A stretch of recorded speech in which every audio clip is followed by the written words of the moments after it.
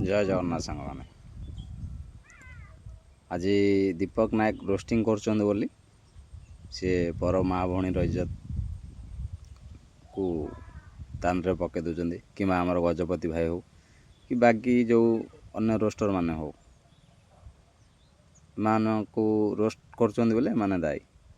ଏଥିପାଇଁ ଆଜ୍ଞା ସରକାର ଦାୟୀ। ପ୍ରଥମ କଥା, ଏଥିପାଇଁ ନା ଦୀପକ ନାୟକ ଦାୟୀ, ନା ସେ ଆମର ଗଜପତି ଭାଇ ଦାୟୀ, ନା ଅନ୍ୟ ଭାଇ କେଉଁ ଭାଇ ବି ଯେଉଁମାନେ ରୋଷ୍ଟ କରୁଛନ୍ତି ସେମାନେ ଦାୟୀ। ଆଜ୍ଞା ଟିକଟକ୍ ଥିଲା, ଯେତେବେଳେ ଟିକଟକ୍ ଚାଲୁଥିଲା ଆପଣ ଜାଣିଥିବେ,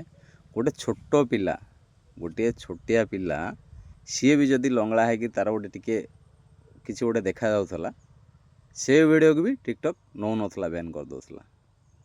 କିନ୍ତୁ ଆମର ଇଣ୍ଡିଆ ଗଭର୍ଣ୍ଣମେଣ୍ଟ କ'ଣ କଲା? ଟିକଟକ୍କୁ ବ୍ୟାନ୍ କରିଦେଲା। ଇଣ୍ଡିଆନ୍ ଆପ୍ ଚଲେଇଲା। ଇଣ୍ଡିଆନ୍ ଆପ୍ ତ ଇଣ୍ଡିଆନ୍ ଆପ୍ ଚଲେଇବା ମାଧ୍ୟମରେ କ'ଣ ହେଲା? ଝିଅ ବୋଉମାନେ ଦେଖିଲ, ସେମାନେ ପଇସା କମେଇଲେ, ଥେଇକି ନାଚିଲେ, ତ ଏମାନେ ରୋଷ୍ଟ କଲେ।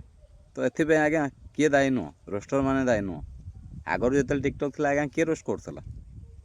ତେଣୁକରି ପ୍ରଥମେ ଇଣ୍ଡିଆ ଗଭର୍ଣ୍ଣମେଣ୍ଟ ଏଥିପାଇଁ ଦାୟୀ। ତ ଯଦି ଏଥିରେ କିଏ ରୋଷ୍ଟିଂ କରୁଛନ୍ତି, ଯିଏ ଯଦି କିଛି ଗୋଟେ ହେଉଛି, ତ ଏଥିପାଇଁ ଗଭର୍ଣ୍ଣମେଣ୍ଟ କ'ଣ ପାଇଁ ସେ ଆପ୍ ପ୍ରତି ଗୋଟେ ଇଏ କରିକି ପ୍ରତିବନ୍ଧକ ଲଗେଇ ବନ୍ଦ କରୁନାହିଁ? ଲୋକମାନେ ଏଥିପାଇଁ କ'ଣ ପାଇଁ, ରୋଷ୍ଟର ମାନେ କ'ଣ ପାଇଁ ଦାୟୀ? ରୋଷ୍ଟର ମାନେ ଆଜ୍ଞା ତାଙ୍କ ଜାଗାରେ ଠିକ୍ ଅଛନ୍ତି। ଆପଣ ଲଙ୍ଗଳା ହେଇକି ଦେଖେଇବେ କିଏ ରୋଷ୍ଟ କରିଦେଲା, ସେଥିପାଇଁ କାହାର ଦାୟୀ? ତେଣୁକରି ନିଜେ ଆଗ ଜାଗ୍ରତ ହୁଅନ୍ତୁ। କିଏ କିଛି କରିନି। ଦୀପକ ନାୟକକୁ କ'ଣ ପାଇଁ ଆରେଷ୍ଟ କରାଗଲା? ସେ ସତ କହିଲା ବୋଲି। ଜୟ ଜଗନ୍ନାଥ ଆଜ୍ଞା, ରହୁଛି।